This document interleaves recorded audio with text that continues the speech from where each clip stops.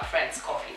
She was talking about how, regardless of how educated a woman is, the women who get to a relationship and once they start having sex with, their partners, they just lose their mental structure. But that's just different for the relationships that people, end up having sex, whatever. But now, as a woman, how do you fall in love without losing yourself? Question. As a woman, the only way you can fall in love without losing yourself is knowing who you are to begin with. And also appreciating yourself for the person you are. There's no way you can, it's easy for someone else to manipulate you. If you don't have values, if you don't have beliefs, if you don't have goals, it's so easy to get a man who will tell you, I want this, and you will comply. But if you have values or you know where you're headed to, you'd say, pause. This is not what I really want. You'd be in a position to actually stand for yourself. And I believe in when you know yourself, no one can actually manipulate you, despite the fact that you love them with all your heart. All right, Eric, how did you fall in love with them? I think I agree with what she said, and this comes to the second point where where you'll have to sit and table what you're bringing on the table and actually be brave enough to ask the guy or the partner you're going into a relationship with what they want from the relationship. In essentiality, you need to define the kind of relationship you're going into, so that by the time you get into the adult stuff, then at least you're sober enough not to lose yourself in it. Because I think something like sex plays a very small percentage in a relationship. We have all this other life to live. Practically, you cannot have sex for even more than 30 minutes, like the act itself. There are people who go for 2 hours, my friend. Maybe including foreplay, but you cannot have the act for more than that. Right. So you have a whole 2 to 3 hours and 30 minutes to live your life together with this person. So what else are you defining in this relationship? Then you really have to have this point in your head. You really have to know who you are for you to live the other hours in a relationship, minus the sexual escapade. All right. You must love yourself. Yes. That's key. You must love yourself. You love yourself before you can love another person. Thank you for that. All right. Number 2, how to quit your job, break up with a man, and confront a friend without ruining the friendship. How do you quit? As in the people who quit and burn bridges, and then there are others who break up with a guy and burn down the whole house. Okay, I've never seen that. But there are people who literally steal everything. They break down the 56-inch TV in the house and do all sorts of crazy things. Even show up at the guy's working station and say, "Oh, you're Jamani." I don't know, insults. But how do you do that? Like, how do you break up with the guy without, ruining his reputation as well, regardless of how bad the person was? And even the friendship, how do you, confront a friend without ruining the friendship? And also, how do you leave your workstation without burning down the bridge? Because you never know, you may meet this person again. Your boss may be recommending you somewhere else. Yes. That was one of the most difficult things to read in this particular book, because a lot of times we women are emotional beings. Yeah, so we tend to react based on what we feel. It really calls for a sober person or an emotionally balanced person not to overreact on some situations. I mean, look at our workplaces. Sometimes your boss pushes you until you feel like it's just about you, so you can lose it. Then you need to find a space of balance. Look at the boyfriends we get sometimes. So they're men, you honestly sit with them, they talk, you listen, and they're like, you're rude, you're not answering, you talk, now you're talking too much, and we sometimes lose it in the middle. I've had, allow me share this experience, I've had a boyfriend who almost went brutal, and I walked out of that estate and really abused him. To date, I can't even walk to that estate because I usually feel like everyone, I went out and I told him, you even so on the bed, you're not a man. You're just a man out here when in the house, you so on the bed and I have to leave that, Wow. at my age right now, I'd honestly know where I'm personally going over the limit emotionally, and I'll just call myself and calm myself and approach issues. But that really calls for a lot of time and dedication on yourself to be able to balance your emotions, because we cannot run away from our emotions. Does that have anything to do with your values as well? Just knowing, Yes. no, it's not worth losing my respect. But you see, sometimes you need to get your point home, especially if you feel you're being given unfair treatment.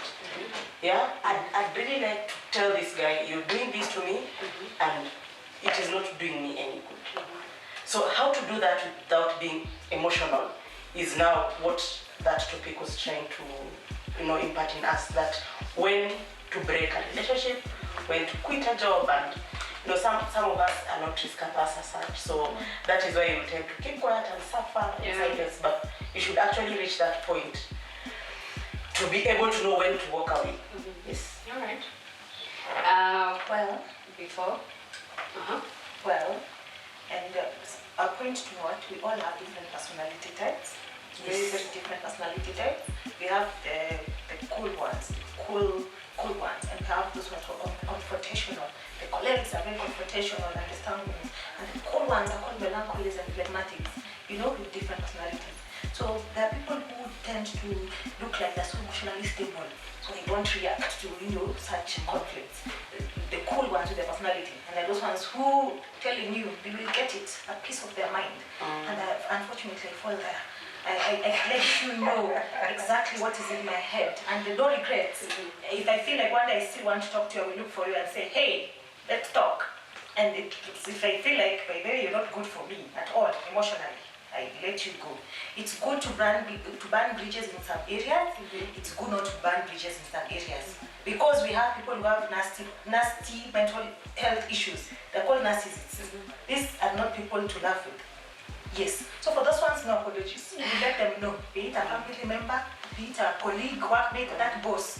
Give them a piece of your mind. This is a choleric topic. Okay. I think we agree on that. Like, you really need to know when to do what. Yeah, so I totally agree with you. Okay. Because I see we're already about to wrap up. Quickly, how do you communicate using a kiss? Because there's number 5 that says how to kiss in a way that communicates perfectly what you would or would expect to happen next. I have never kissed before, so I wouldn't know, but... oh my God. Really?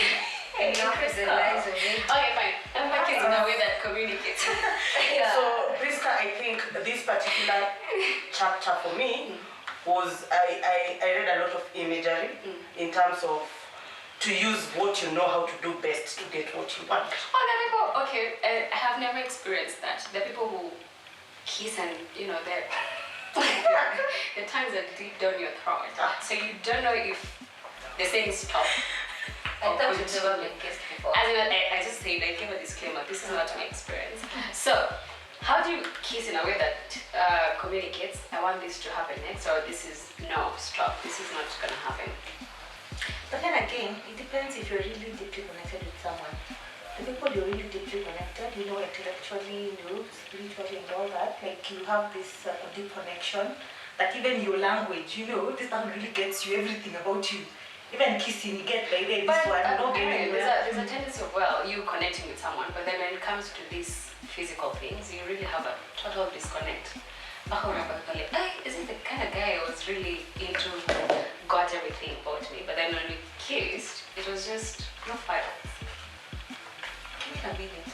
From day one, that first kiss, you just know. Do people kiss on the... Okay, fine. I don't know what the number of days people have to eat before they kiss, but how do you communicate in a way that says, okay, let's move to point B, or just stop here, we're not going anywhere? Or is just move and it's done? Oh, that's something that... Is that a kiss? I'm wondering. I'm wondering. No, from day one, you meet this guy and maybe you had a thing, maybe he has a crush on you, you have a thing for him, then one day this kiss happens. That kiss determines a lot. Like, by then to me, it surely determines if this relationship will go somewhere else, or it will just be How do there. you know then? If it's a pathetic kiss. Relationship? Yes. We're not going anywhere. But you think the guy is a good guy? Oh, no, sweetie. And a bad kiss. Yeah, I think it was You guys, I think we are debating. Yeah, sure. We we were talking about how to kiss to get what you want. You guys are talking about pathetic kisses. We don't care how you kiss and who kisses All right. you. Let us learn how to communicate emotionally with the people we make contact with, so that everyone is selfish and within this world, every human being, so that it works to our advantage. All right. Yeah. Lastly, there's one that says you need to, by the time you're 30, know your retirement plans. You need to know how to stop apologizing for things you haven't done. And also, you need to have to know what you will or wouldn't do for money. So, roughly, what would you never do for money? 30 seconds. Sleep with the guy because I want money. Carrie? Enter into a cult that is weird of some sort.